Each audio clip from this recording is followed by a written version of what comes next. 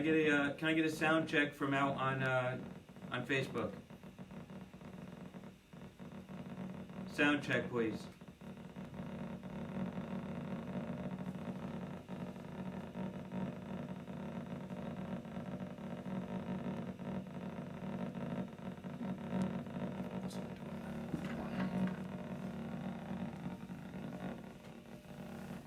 Give us 1 minute. We're having sound difficulties.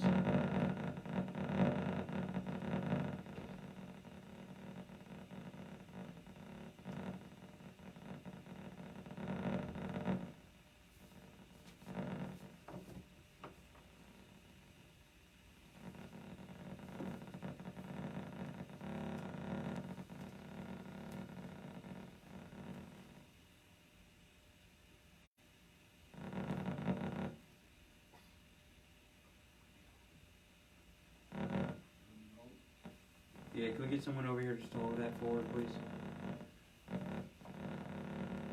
That's not what's being held, sir.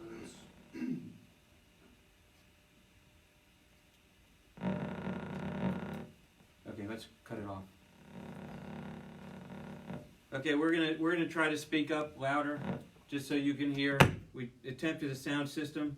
It worked all the way up to the virtual town hall, but Dr. Rapetta and myself will speak as loud as we can to ensure that you can hear us. Can I get a sound check now? Yeah, they were hearing the vibration, sir, so. Someone give me a sound check.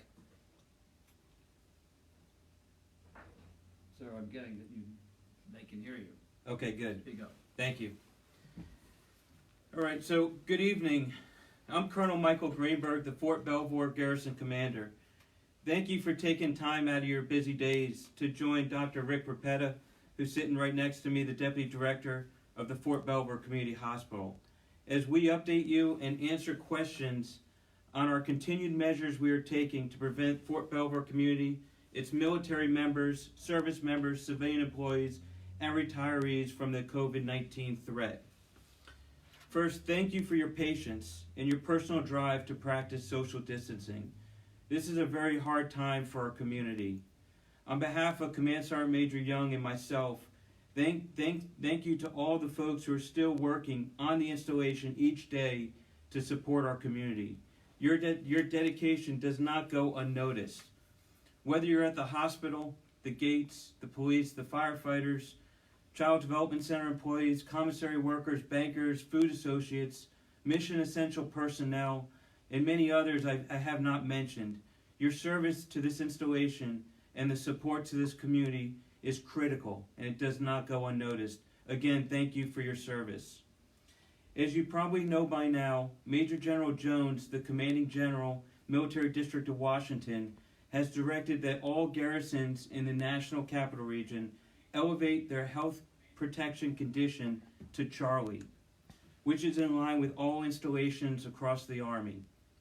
Regarding HPCon Charlie, this is an elevated health protection condition, meaning that health officials believe there is substantial and sustained community transmission possible in the National Capital Region.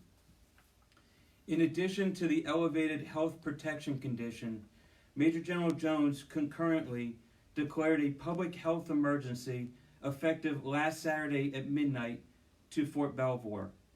This grants military commanders, such as myself, additional authorities to protect DoD personnel and families from COVID-19.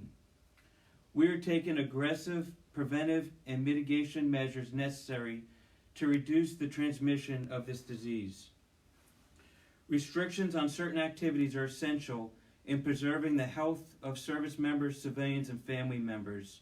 In alignment with the measures taken by Virginia, the District of Columbia, and Maryland, it is prudent to restrict certain activities in order to maintain good order and discipline, health and safety, and ensure optimum readiness of our force.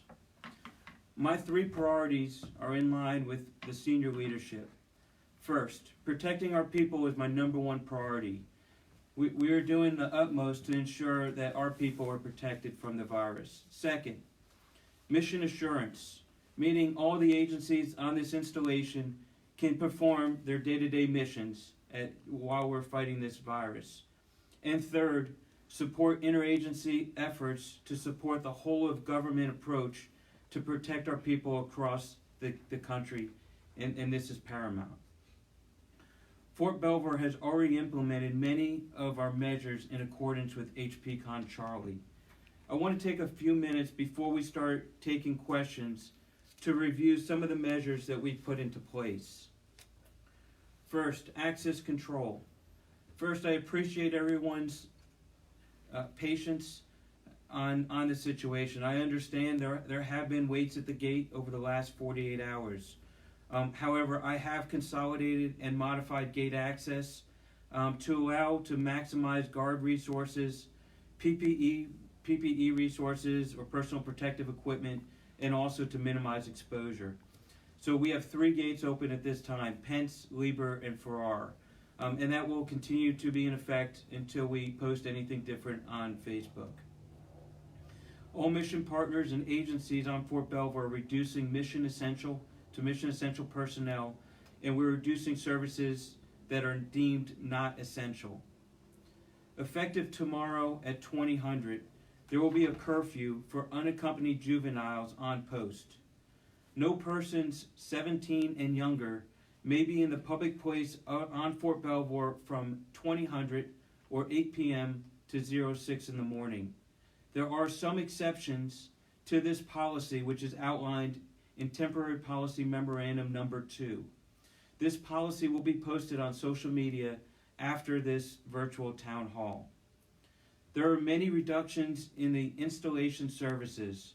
For a full list of Fort Belvoir closures, postponements, and cancellations, please go to our Facebook site and to our website.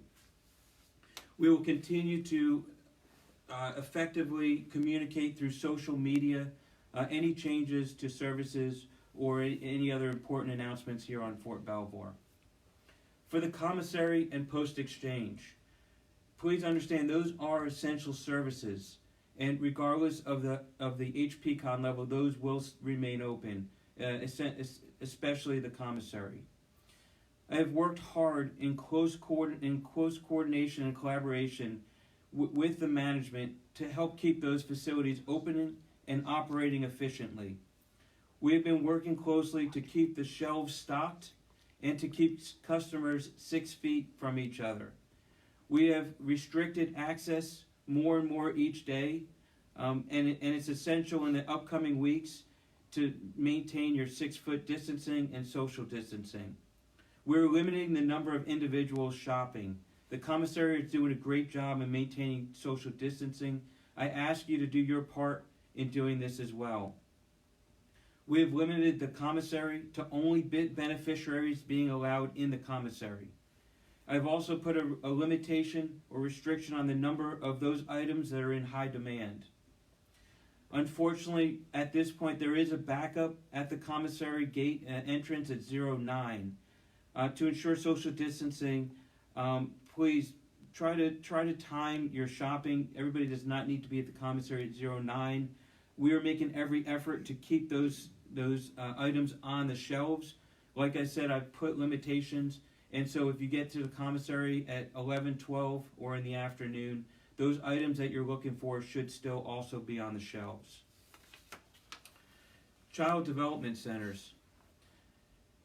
Again, I understand at the last town hall there was concerns on the child development centers. First, to those employees that are working at those centers, thank you for your service.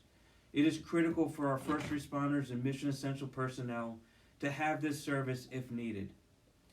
I have, since the last town hall, I have directed a public health assessment to be performed on the facilities, which has been done.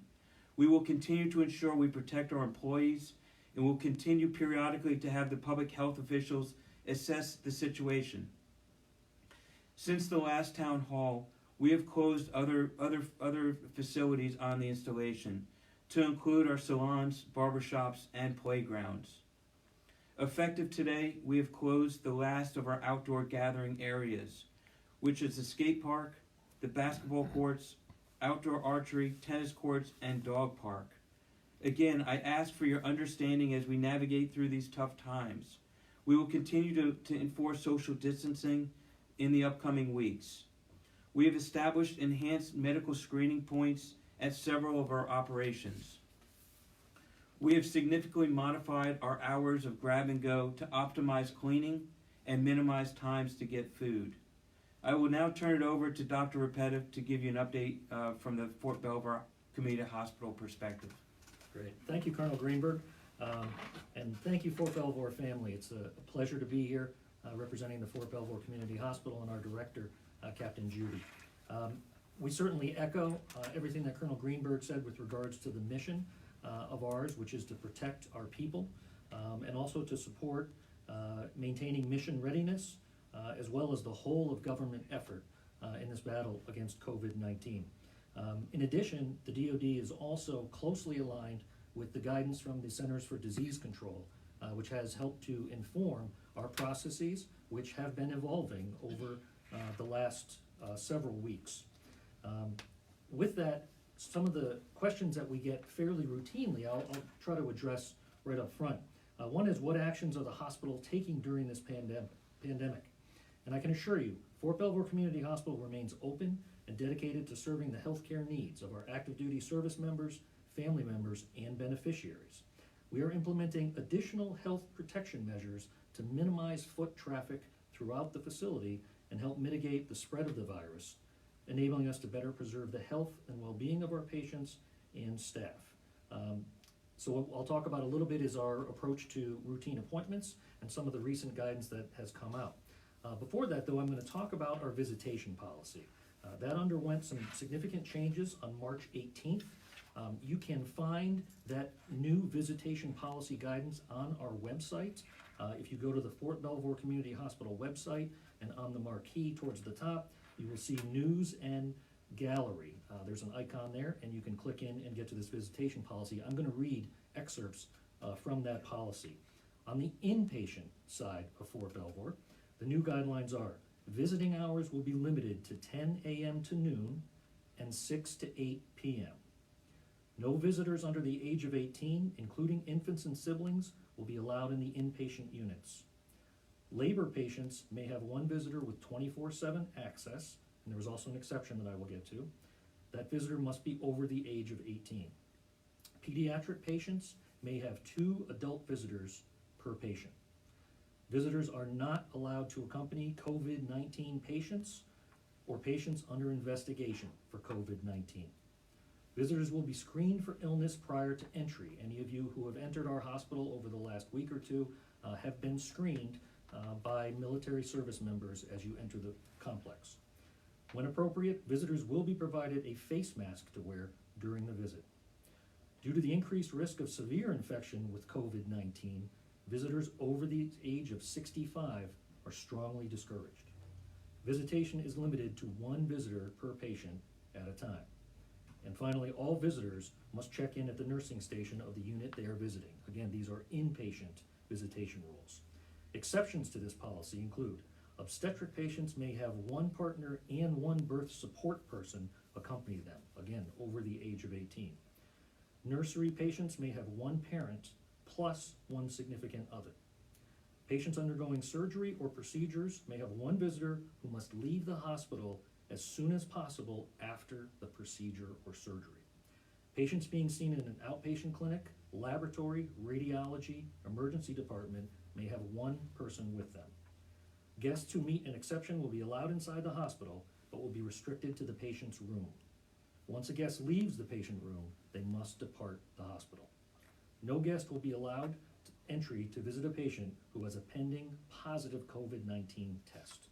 That is on the inpatient side. On the outpatient side of the hospital, all patients and visitors entering the facility will be screened for illness prior to entry. This is a series of questions that you will be asked as you come through the entry points. We have also limited the entry points to the hospital. We have essentially 4 entry points now. And one of them is specific to the patient parking garage, which we have designated as the River Garage, or the one closest to Pence Gate. Face masks will be provided to patients and visitors with symptoms consistent with common cold, cough, etc. However, if patients identify themselves as having potentially exposure and or symptomatology going along with COVID, they will be directed to our COVID clinic for evaluation, much like any staff member or member coming through our screening process. You must have an appointment or be conducting official business when entering a clinic. Visitors may not accompany those with an appointment unless one of the following applies. Patients of minors may have one parent, guardian, or caregiver to accompany. Elderly patients or those with a disability requiring assistance may have one caregiver to accompany. Right? And if you are unable to follow these visitation guidelines, we request that you reschedule your appointment by calling the appointment line at 855-227-6331. And now we'll talk a little bit about appointments. So on March 24th, guidance came out from the Defense Health Agency with regards to elective appointments. As said, today the department issued guidance directing that all military medical treatment facilities and dental treatment facilities postpone all elective surgeries, invasive procedures, and dental procedures as of March 31st, 2020 for 60 days. Why is this action being taken? It aligns with actions being taken across the nation to conserve vital healthcare resources for expected surgeries in the COVID-19 public health emergency. Additionally, it'll increase medical staff availability to meet projected demand. It'll conserve bed space, equipment, and supplies, and it'll protect our patients, medical personnel, and communities from further exposure and transmission of COVID-19. Exceptions to this restriction on elective procedures is if the procedure is required to maintain the deployability and readiness of service members, or a provider determines that postponing the procedure would likely cause harm to the patient. Okay? In addition, MTFs are currently reviewing all scheduled, non-urgent face-to-face appointments, canceling those appointments and converting them to virtual telephone visits. Our MTF staff are taking these measures to limit unnecessary exposure for you, other patients, and our own medical staff.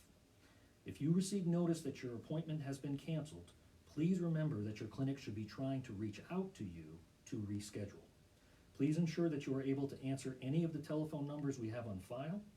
If you are not contacted within a day of your previously scheduled appointment, please contact your clinic or send your team a secure message.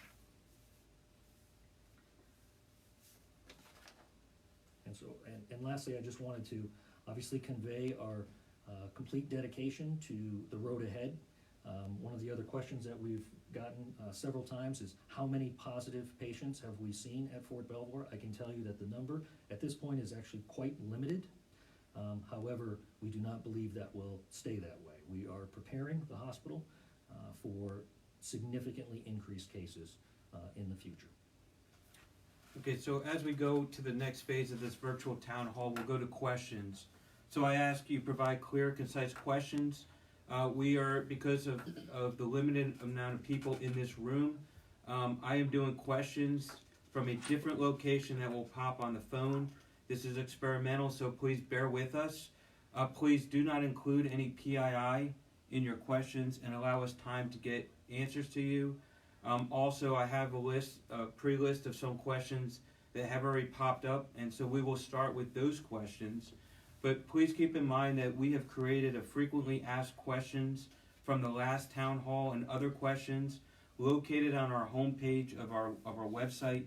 You'll find that information at that site, so you can click on the link and see all the frequently asked questions. And then also for hearing impaired audiences, you'll find a link to the live transcript for you to follow. Okay, with that, I'm going to start with the first question. Some of these questions have already been answered in my preliminary remarks, but I'll address them as well. And so a question from the last town hall, will playgrounds be cleaned and sanitized? Is there a plan for those areas? I think they meant for those areas to be cleaned. So again, because of the limited efforts we have and the inability to clean periodically, those playgrounds are shut down for the time period. And so again, they're off limits. They will not be cleaned or sanitized for in the current condition.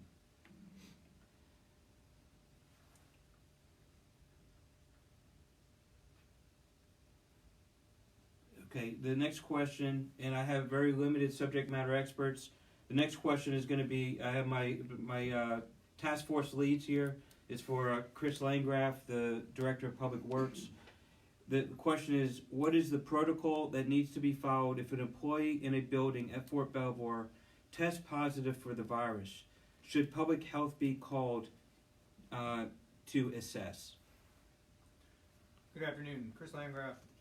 In that case, if you have a positive ID, please reach out to either the Director of Plans, Training, Mobilization, and Security or to the DPW directly, and we will actually send out a cleaning team that has actually meets the CDC requirements for disinfecting an area that has a positive COVID ID person within that area.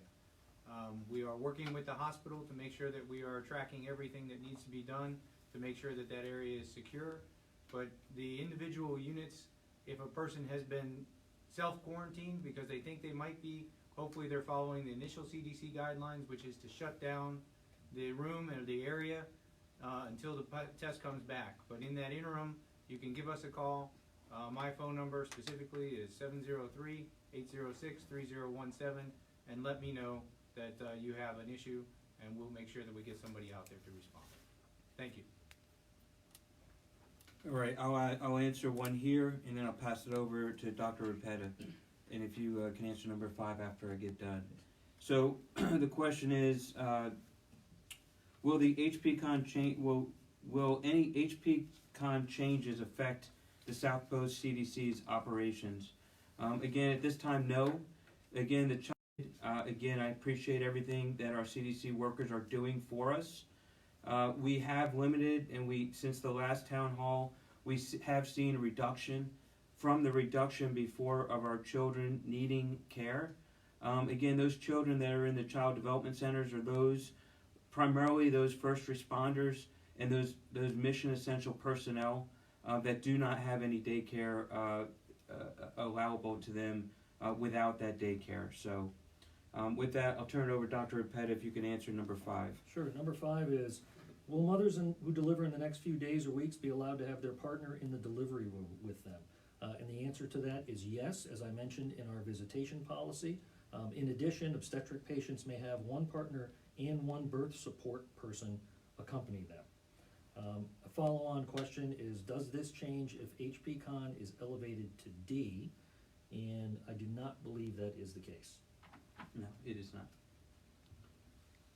Okay, and then you want to do number 6 as well? Yes, so this is an important one. Are all regular doctor appointments now telehealth only? The answer to that is no. We are still seeing some face-to-face, but we are trying to see as many appointments as possible via telehealth. So when I mentioned this concept of canceling routine appointments and your clinic reaching out to you, in many cases they will reach out to you to try and conduct that care virtually. Our behavioral health team is working to expand their telebehavioral health capacity as well as in primary care. Another way of contacting your health team is through secure messaging.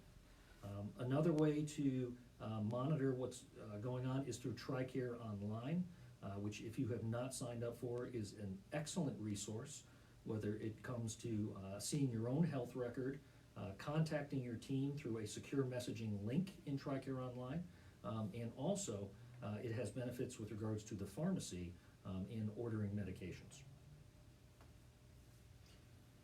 Okay, I'll answer the next 2 questions. So one, and I already addressed it once, but I'll address it again. Will the commissary be limiting the number of customers in the store at one time? Yes, we have already done that. I think whoever asked this question visited last week, and it was crowded. And so understand it is limited now, which is causing some line at the door. However, they are monitoring folks, and please be patient when you get to the commissary.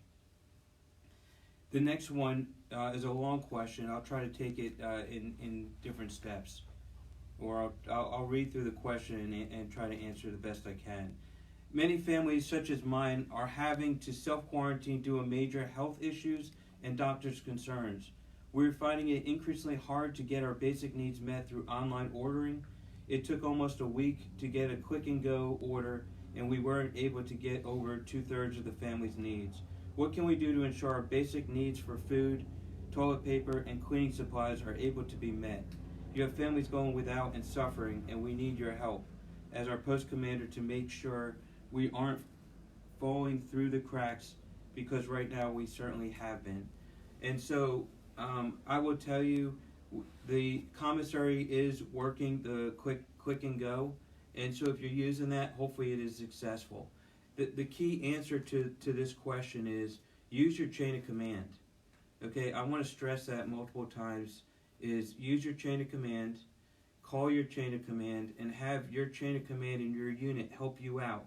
If you're one of the families that do not have, either have health issues, you're a high-risk population, and there's no way for you to do your shopping, we have our military commanders and our units out there are charged to make sure that our employees and our DoD service members and their families are taken care of.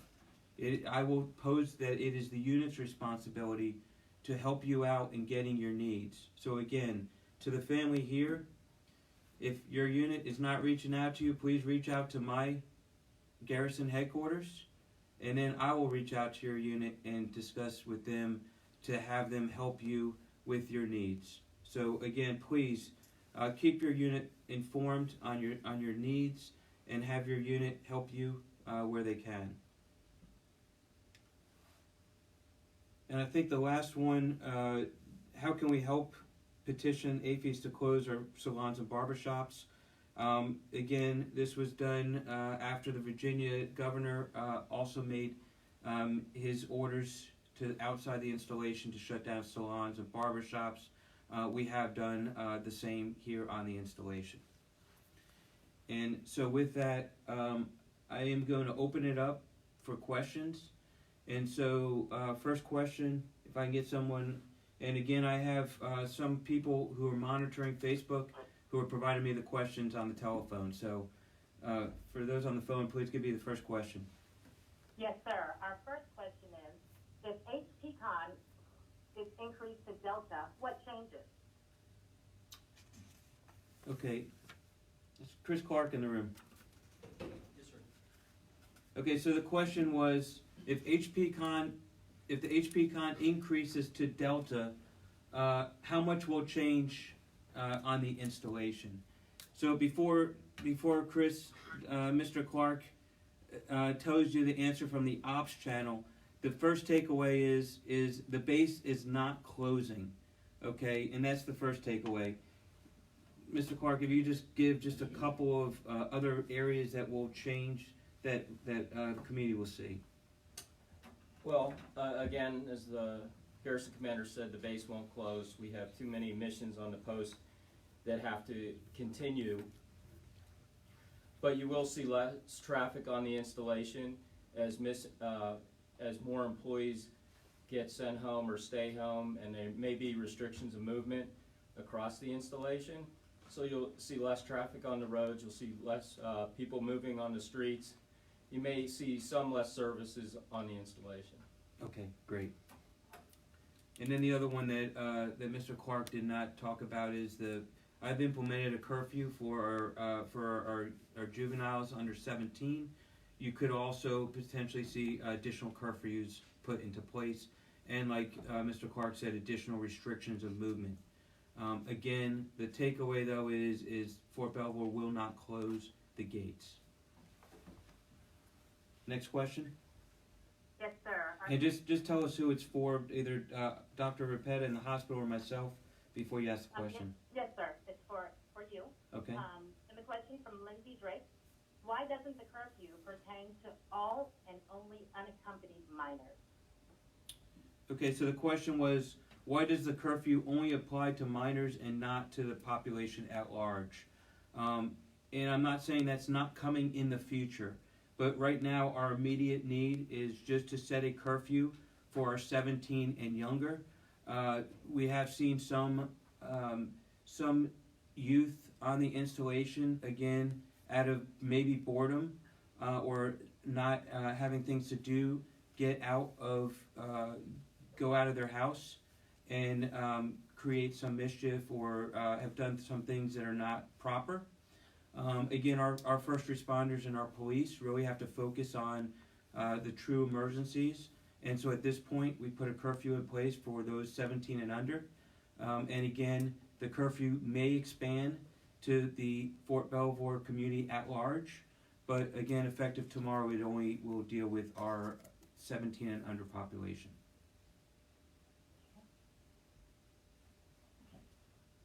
Okay, sir. So we have another question, and this is for the hospital. All right, and that question comes from Josh Clinton. For labor and delivery, if the HPCON status changes to D, will visitors and the other parents still be able to accompany the mother? Well, as I mentioned with the visitation policy, obstetric patients may have one partner and one birth support person accompany them. That is our current standard under HPCON Charlie, and that will be our standard under HPCON Delta. Thank you. Okay. And we have another question for the hospital. This is from Elsie Seeley. Will the box refill pharmacy still be open? When you say the box refill pharmacy, I'm assuming that you mean the drop-off boxes that we have. And the pharmacy, there are usually lots of questions about the pharmacy. So one of the things I'd like to start with is, again, if you go to our website and you click under Health Services, there is an A to Z list of each of the services in the hospital. If you pick P and go to Pharmacy, you will see lots of details on the various ways that you can access both our PX pharmacy as well as our main pharmacy. And if I'm interpreting the question correctly, we have drop-off boxes for written prescriptions in both the PX and the main pharmacy, and those can be picked up the following day. Okay. All right, thank you, sir. All right, and we have another question. And sir, this is for you. It's from Patricia P. Any thought to granting active duty military in uniform quicker access to the commissary? Okay, the question is there any discussions of granting expedited services for uniform members to the commissary? And the answer is no, we have not thought about that yet. I will consider those circumstances, but at this time, that there is not a priority for uniform members getting into the commissary.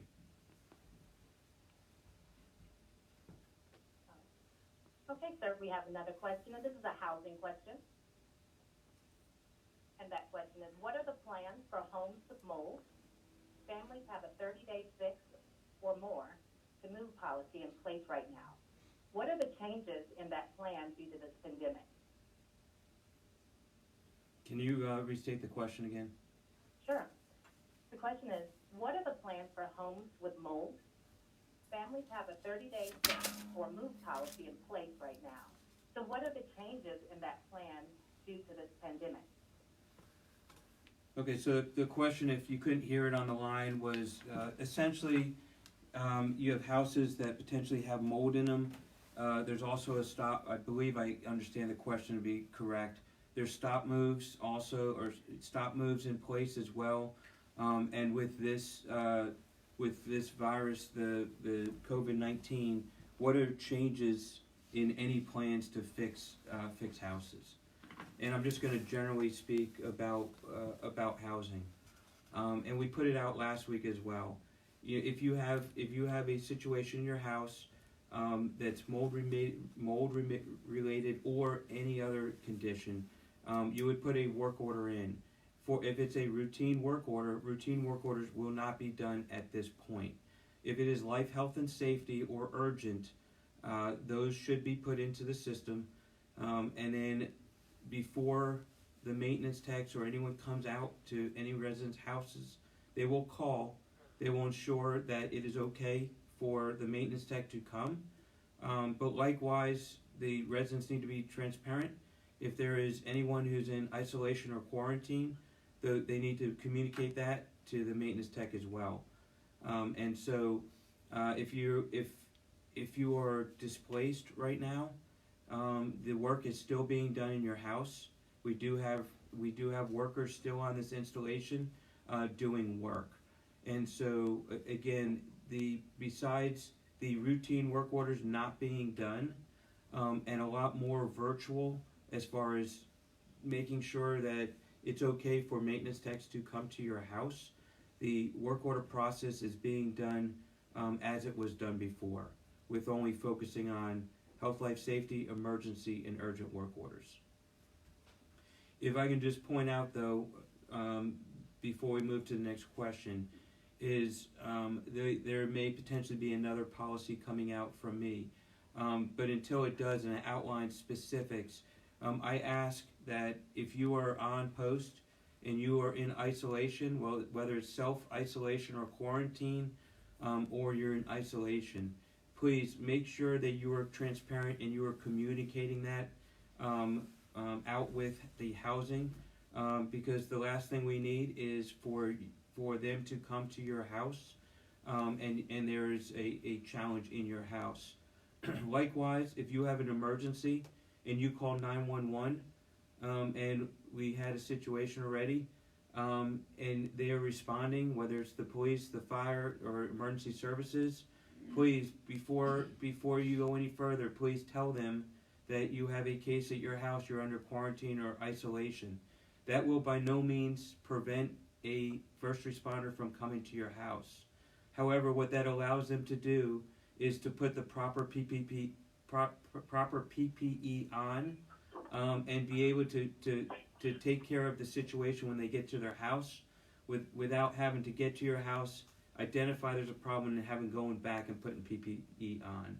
So again, it is very critical that you communicate that to both housing and first responders if anyone is coming to your house. Okay, next question. Okay, next question, sir, this is for you. What time is the curfew? The curfew starts at 2000 or 8 p.m., ends at 0600 or 6 a.m. Again, there are exceptions to the 17 and under. I tell you, go onto the Facebook webpage tonight. It should be posted within the next 2 to 4 hours on our websites, and then you can read the policy letter. Okay, great. Thank you, sir. The next question is for DES. The question is, are visitor passes still good for 30 days? Okay, the question was for DES. Are visitor passes still good for 30 days? Sir, well, good evening, Frank Henschel, Director of Emergency Services. Yes, sir, per your directive last week at the Town Hall, you mentioned that passes are good beyond the 30 days. So if they expired today, they'll still be good for an additional 30 days. Sir? Yeah, and the only thing I would say on that, thank you, Mr. Henschel. The only thing I would say on that as well is, again, we are trying to limit those who are coming on post. So those visitors that don't need to be on post or aren't on post for official reasons, i.e. going to the commissary or PX for food, or going to work, or potentially going to get gas, I ask you to delay your visits to Fort Belvoir until a later time.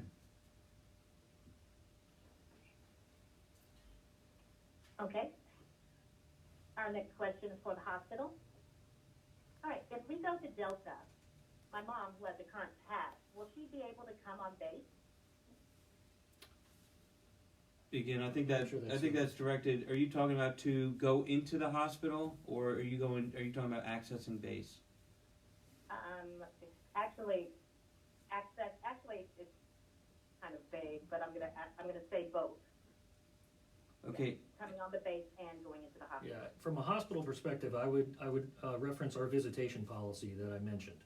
And again, that is on our website, so you can see who will be allowed to be in the hospital. I would say though, I think you mentioned either mother or grandmother. If this individual is over 65 years of age, we strongly discourage visitors because of the risks of COVID-19. And then coming on the base, and I left out the hospital, but again, if you're coming on, you're a visitor, if you're a visitor, I'm not really sure. if you would have access to the hospital. But again, if it's HP Con Delta and you're coming on, you need the hospital, yes, you can get through the gates. If I can just highlight, because it's come up a couple of times, again, on the commissary, if we can just, if we can make sure as you're planning your visit to the commissary that if you can do your shopping for your household with 1 or 2 people versus bringing your entire family, I ask you to do that. Again, we are limiting number of people in the commissary. I understand it's for beneficiaries only. But again, if you can limit to 1 or 2 people representing the household instead of bringing the entire family in, that would also help with our situation. Okay, next question. Yes, sir, and this is for the hospital again. Who qualifies as a birth support person?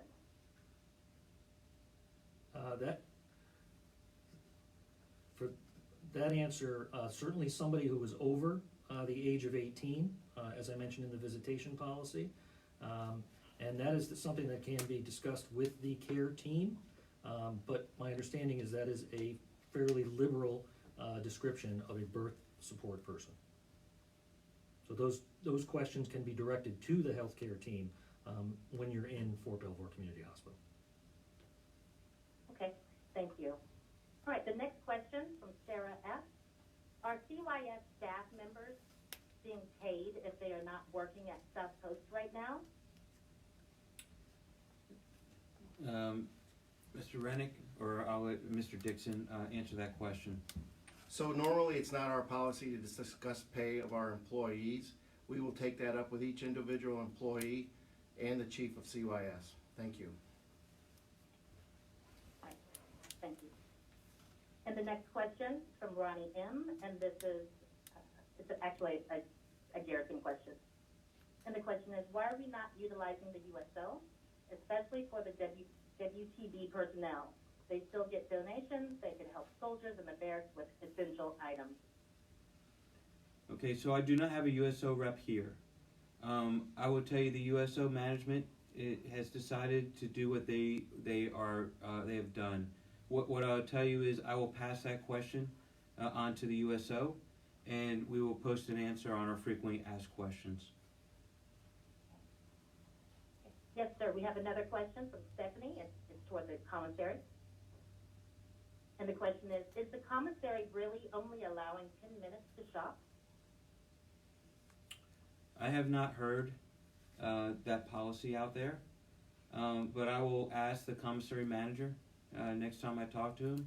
We will post an answer to that question on our Facebook page. And again, I have very limited folks in the room with me, and unfortunately, due to technology challenges, some of these questions I may not have the answer to, and I'll have to get back to you. I have not heard that at this point. Okay. And this is a follow-up question. This is from Denise H. again to the commissary. Are there any changes to commissary hours? There are changes to the commissary hours. I would ask you to look on either the commissary page or our page, because I don't want you to misquote me. However, I'm not going to attempt, because if I get it wrong, everybody will say the garrison commander said. So please check on social media for those hours, and you can get those there. Tell them to look in our notes section, sir. If you look in our notes section, you will be able to see that. Okay.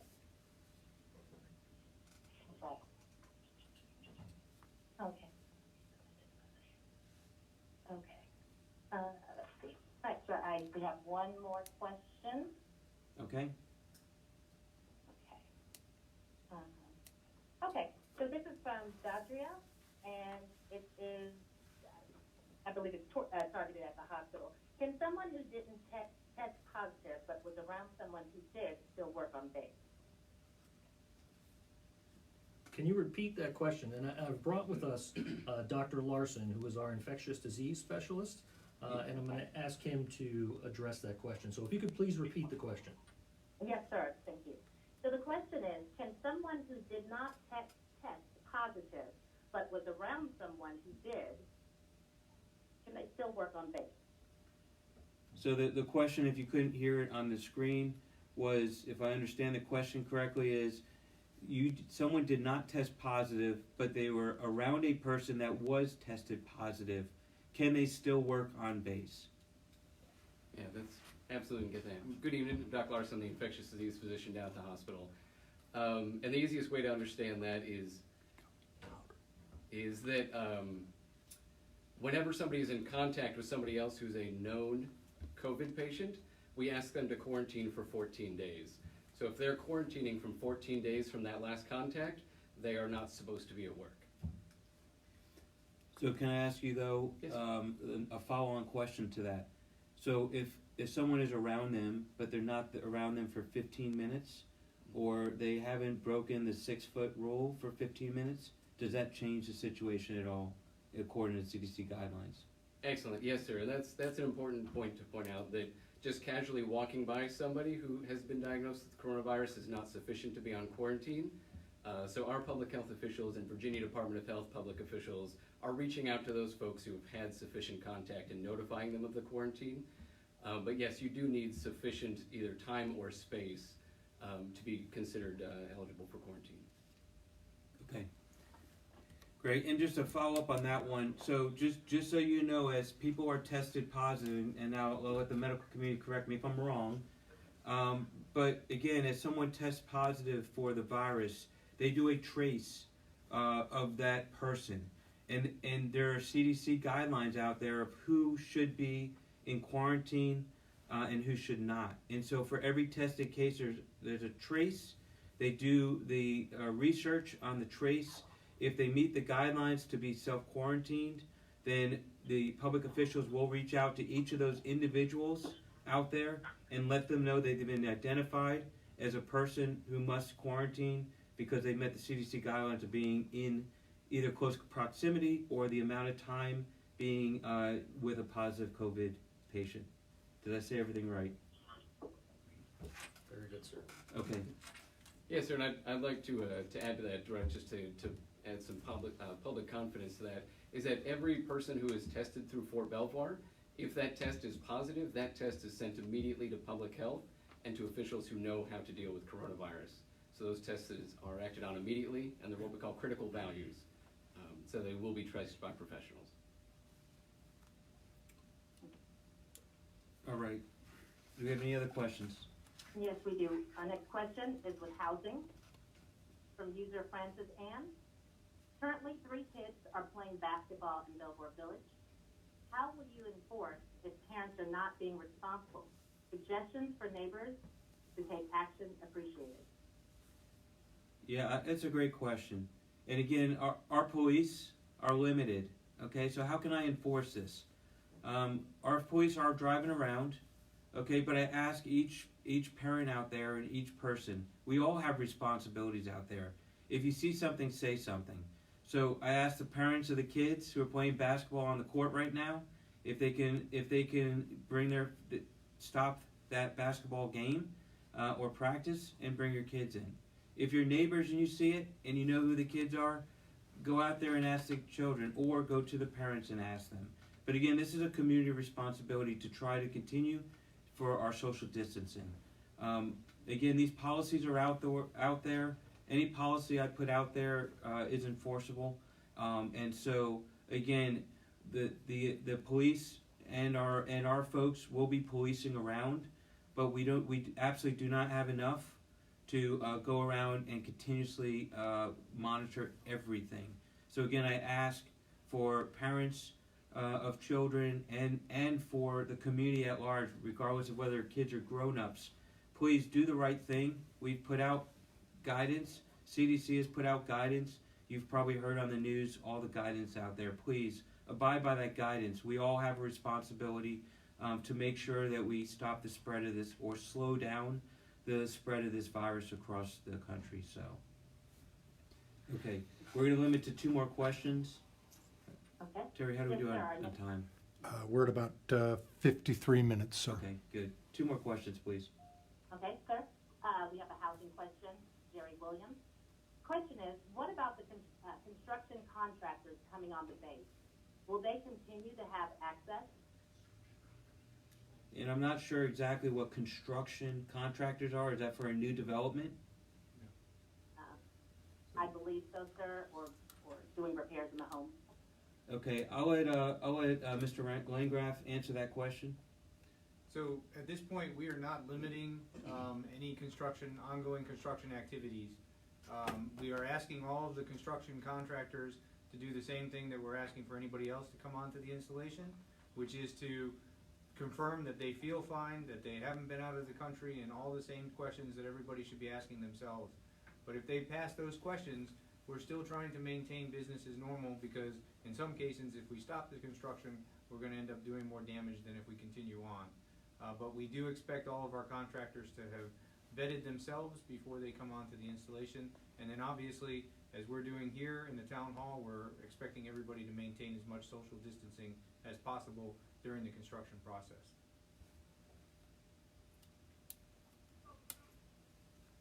And again, if you see things that are not right, there is not social distance, please say something. Whether it's to Mr. Landgraf in DPW or someone from my staff. Again, we can't be everywhere all the time. If you see something, please say something to us. Okay. One Yes, more. sir. Our next question is an EFMP question, and that's from Jacob W. The question is, with all the office shutdowns, how would we process an EFMP application for a new addition to the program at this time? Yeah, so obviously we're gonna be working hard to maintain certain services in the hospital. And as I mentioned, this concept of telehealth. So certainly you can call the EFMP clinic and engage in that dialogue, and we will find a way to get things moving forward in that instance. And with that, I want to reiterate to everyone online that we realize these are very trying times. It is certainly inconvenient to have care postponed in some cases for possibly even a couple of months. It can be inconvenient to not be able to come to the hospital and have face-to-face encounters, rather just over the phone or through video means in some instances.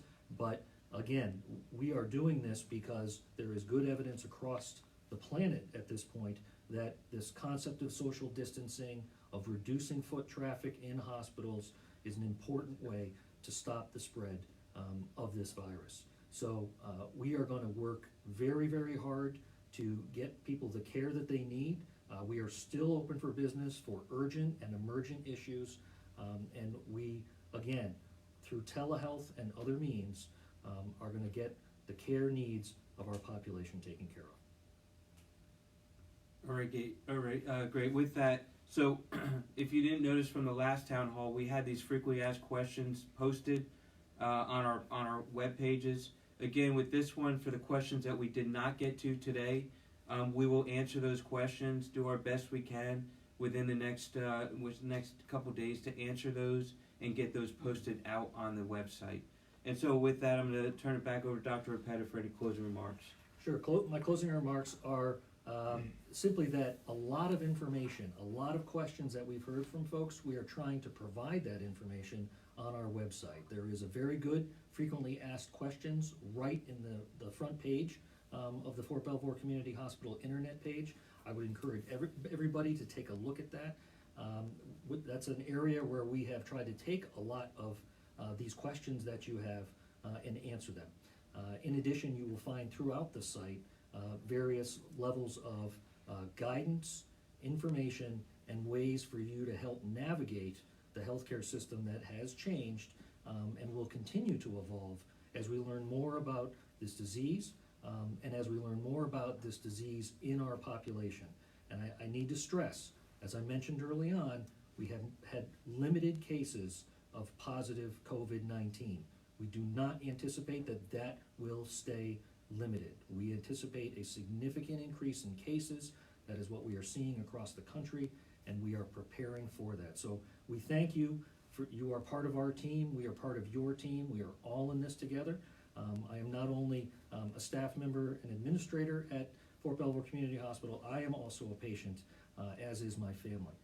So we are all looking out for each other. We're all in this together, and we are working very hard for you and for our staff to stay safe and stay healthy. Thank you. Okay, and my closing remarks. So first, thank you. Thank you for listening to us today. Thank you for all those that are supporting the community every day.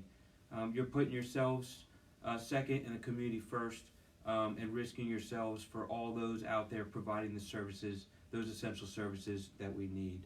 I want to say, please, as we use social media to our advantage in pushing out information to you, I ask you, if you do not have accurate information from a credible source, please refrain from putting it out on the website, because people read it and they think it's credible information. Again, if you haven't gotten it from a credible source or it's inaccurate, please refrain from posting it on social media. I plan to continue to do these virtual town halls. Our next one will be scheduled for next week, date to be determined. And again, we will continue to prioritize the health and safety of our military, civilians, contractors, family members, and guests. We will continue to work with our federal, local, and state partners as we implement these additional measures recommended to reduce the spread of COVID-19. Please stay tuned on our Fort Belvoir social media sites and our websites. And again, please be safe, social distance, wash your hands, use hand sanitizers, and be safe. From Fort Belvoir, thanks again for listening in, and everyone have a good night.